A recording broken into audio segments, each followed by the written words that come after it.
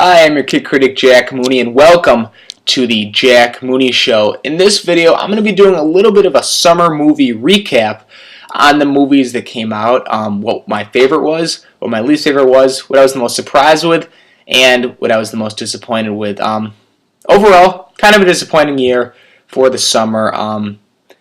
Nothing really great came out. I'd say the indies shined the most, and the big blockbuster movies kind of failed. They weren't as what I hoped they would be. Reports are coming in, this is the lowest year at the box office in a very long time, so that's disappointing as well. So I'm going to try to do a recap on what I did see and say what I thought of it. Because I do want to start on a positive note. My favorite movie of the summer is a little horror movie called It Comes at Night. It Comes at Night starred Joel Edgerton, and it was a psychological thriller. It was advertised as a horror. I saw the trailers and I'm like, oh, this is going to be a gross-out horror movie, but it's not.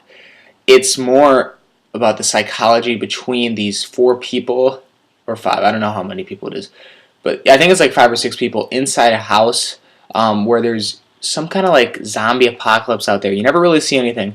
But besides from focusing on whatever this disease or apocalypse is going on out there, they focus on the characters and develop them and show the tensions while they're in the house and that maybe one of them is sick with this virus.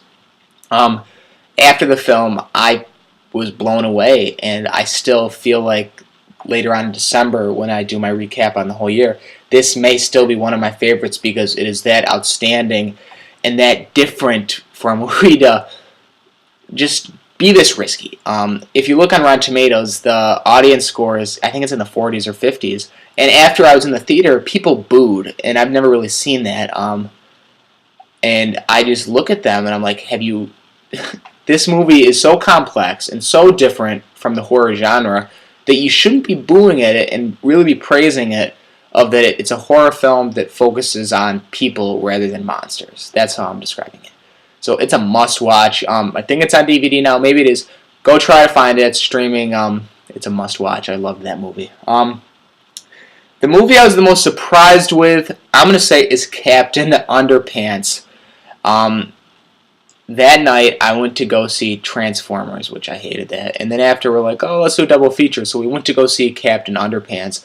And man, this movie blew me away. And I was so surprised that a children's movie could be that funny, hysterical, entertaining. The animation was vibrant. I really loved it. I feel like it's the best animated movie I've seen this year. I really liked Cars 3, but Captain Underpants just is so different, so funny, so fresh. And DreamWorks has disappointed me for a long time now. I don't think I've loved the DreamWorks movie since like probably Shrek 2. And the fact that I want to see it again, and I'm going to hope that it gets nominated for Golden Globes and Oscars down the line, is a good sign. And DreamWorks is back, and Captain Underpants is a great film to see. It's funny, and it's great for everybody. I mean, there's this one character in it whose name is Professor Poopy Pants. I mean, I know that sounds immature, but the movie's just hilarious, so just go see it. So now, let's go on to the most disappointing movie of the year, which I'm going to have to say is Alien Covenant. What a really big stink pile. Alien Covenant is just a horrible movie. I went in hoping to see xenomorphs, getting back into Ridley Scott's Alien world, and the movie just falls apart and really is a piece of shit. Everybody likes what Michael Fassbender's doing in this movie. I found it distracting and weird. I don't find the movie good. It's fresh. I think it's certified fresh on Rotten Tomatoes, which I don't agree with. That critics are that stupid to like a movie this bad. It doesn't make any sense. It doesn't flow. Danny McBride tries to be funny. He fails miserably. The xenomorphs are barely in it. They shoehorn them in at the end to try to copy the first Alien movie, and it fails miserably. And Ridley is still trying to do this Prometheus world, and it's just not working out. I'm really glad that they canceled this, and they're gonna do a different kind of Alien franchise. So, because this prequel stuff was not working out, we need to have Sigourney Weaver back, and that Neil Blomkamp movie needed to happen because Alien Covenant was an awful movie. Just was a big disappointment. So, because I just really went off on that movie, you might think that was my least favorite movie of the summer, but no. The worst movie of the summer was The Mummy. Also disappointing.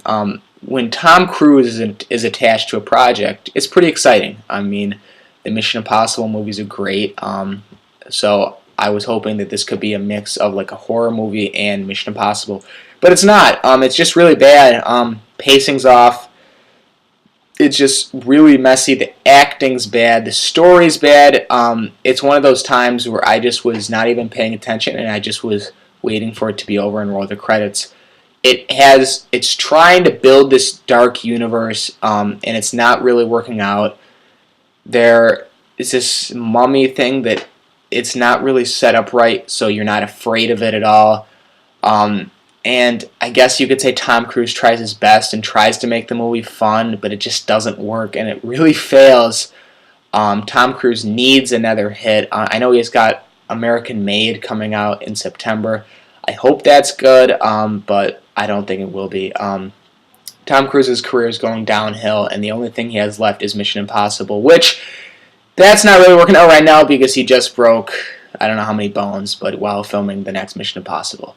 So I hated The Mummy. Don't go see it. I went to go see it because I'm like, hey, it's bad. Maybe it'll be fun. But me and my friends, we just hated it because it really is a bad movie and a waste of your time. So that's basically the summer. I mean, the indies really were great. Other indies I loved were The Big Sick, Detroit, what did I see? Wind River. I really liked those films. Other really bad ones, Transformers, Pirates of the Caribbean. What else came out that I didn't like? I guess that's it from really bad ones. I was disappointed with The Beguiled. I thought that Sofia Coppola could have made a cool movie. And I also am one of few who didn't really like Dunkirk. I'll get into that when we talk about Oscars, but I think Dunkirk was a disappointment. Not a huge disappointment, but I expected more from Nolan. And I know people are like, oh, it doesn't need to be about characters, it's about the tension. Well, it still could have been a better story, in my opinion. So that's the summer. September starts tomorrow, fall. Movies in the fall that I'm really looking forward to. Blade Runner 2049, The Last Jedi, Downsizing, Suburbicon. There's all these Oscar movies, all these big budget movies coming out this fall. I am so excited. Next month, I am going to TIFF, and I am going to review the movies I am seeing. Last night, 2 nights ago, we booked our tickets, and I am seeing Molly's Game, Louis C.K.'s new movie, I Love You, Daddy, and I'm also seeing Suburbicon. So hopefully I'm gonna get to see the stars, maybe interview one of them. I don't know, but I'm really excited, and that's your summer. Kind of disappointing, but the Kid Critic Jack Mooney, and look out on my channel soon because my new short film, When All Hope Is Lost, will be up in the next few days. Thanks, guys.